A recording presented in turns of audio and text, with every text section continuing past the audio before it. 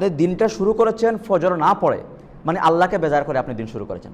তাহলে আল্লাহকে বেজার করে আপনি দিন শুরু করেছেন, আপনি কিভাবে আশা করেন আল্লাহ তাআলা আপনাকে সকল কাজে সাহায্য করবে?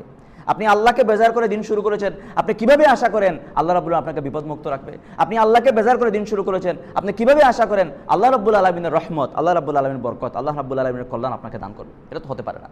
সুতরাং দিনের শুরুতে শয়তান এসে আমাদেরকে সবচেয়ে বেশি আক্রমণ করে, যে ফজরটা মিস করে যেতে পারে যদি, সারাদিন খুব একটা তার টেনশনের প্রয়োজন নেই, দিনের শুরুতে ফজরটা ঘুম পাড়িয়ে দিবে।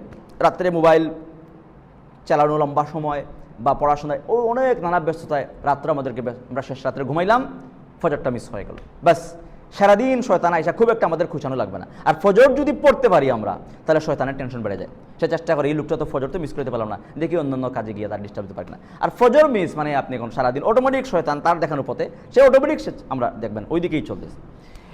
তুফান দিলে, বৃষ্টি দিলে, মানুষের ঘর ভেঙে গেলে যে পরিমাণ ক্ষতির সম্মুখীন হয় একজন মানুষ, একটা গরিব মানুষ যে পরিমাণ ক্ষতির সম্মুখীন হয়, কি বলে, বন্যায় ধান ভাসিয়ে নিলে যে পরিমাণ ক্ষতির সম্মুখীন হয়, তার চেয়ে আরো হাজার হাজার কোটি গুণ বেশির ক্ষতির সম্মুখীন হয়ে যায় যদি একটা ওয়াক্ত ফজর মিস হয়ে যায়। একদিনের একটা ওয়াক্ত ফজর যদি মিস, সব লস, সব বেকার।